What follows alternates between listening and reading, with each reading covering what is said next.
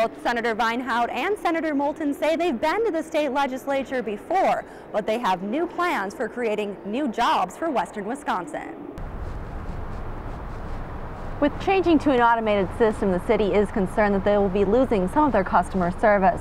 They say there will be a transition time where folks like Sandy here will help.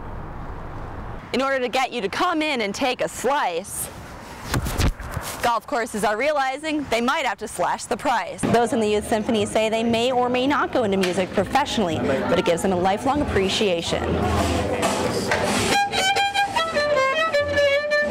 As thousands gather at the Capitol in Madison again to demonstrate on this Saturday, they're also welcoming home the 14 Democratic senators who have been out of the state protesting the budget repair bill. And Senator Kathleen Vinehout from western Wisconsin says she's happy to be home. Rescuers use suits like these to help pull people from the frigid waters, because in those conditions, even trying to rescue someone could be dangerous. Kelly Schlicht is live outside the Justice Center tonight. And Kelly, do we know how he died?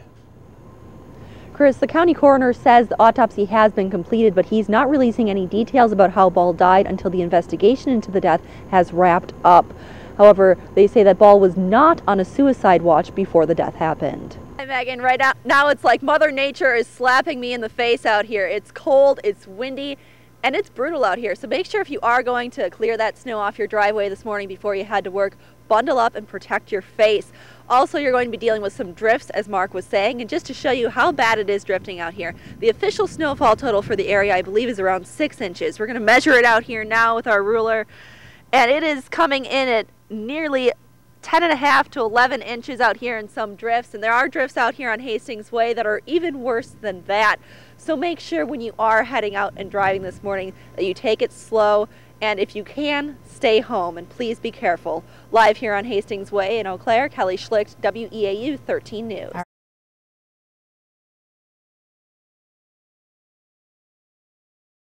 Kelly Schlicht has been following this story since last night. She joins us now live in the newsroom. Kelly, what have you learned today?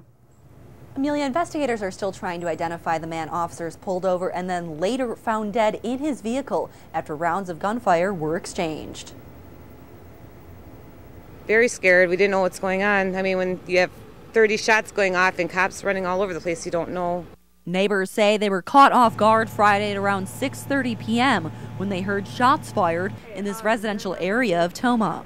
We heard just the pop, pop, pop, pop, and as we turned, we seen all the cop cars, but at the time we didn't really know it was gunshots, Tomah police say they were following up on a drive-by shooting that happened earlier in the day when they pulled over the red pickup truck on this street.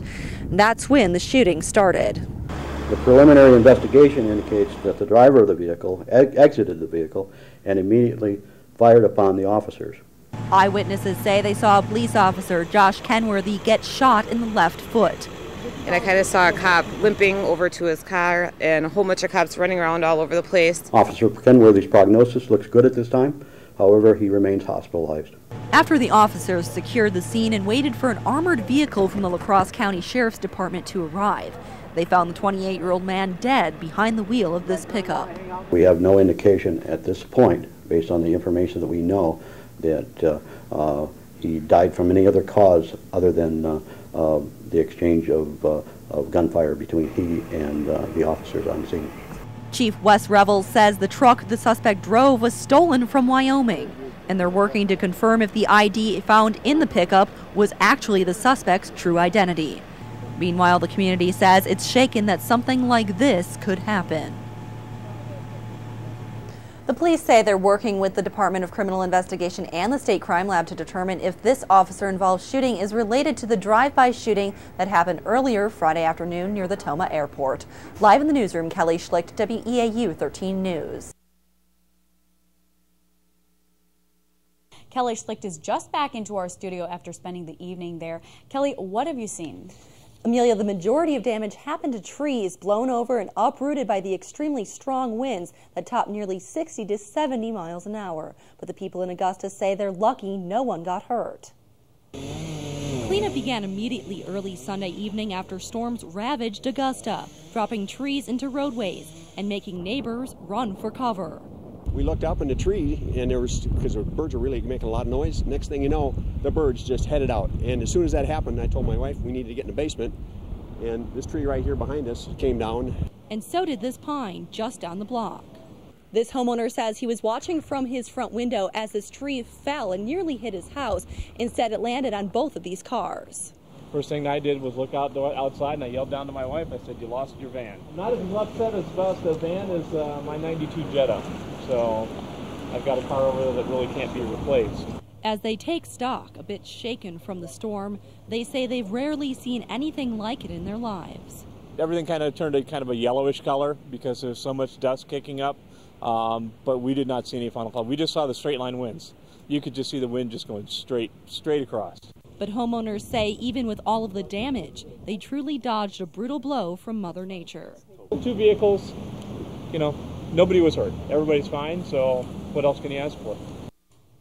While some in town thought it may have been a tornado that hit Augusta, video of clouds don't show any apparent rotation. However, they'll have to wait until the National Weather Service gets out here to determine if it was just winds.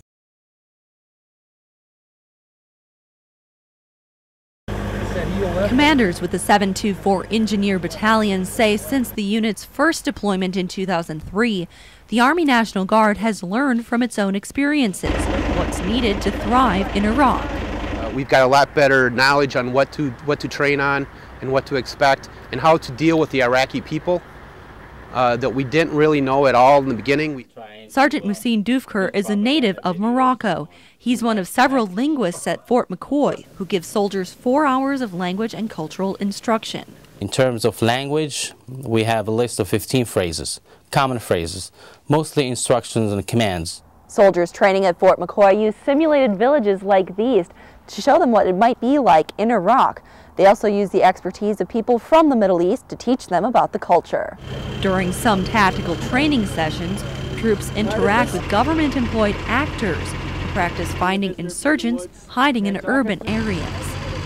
Sergeant Dufkar says troops usually use interpreters, but he says general knowledge of the Middle East and Islamic culture will not only save troops from embarrassing situations, it could save their lives. It happened many times where service members were not familiar with the culture, how to treat women, how to interact with women, how to interact with elderly people.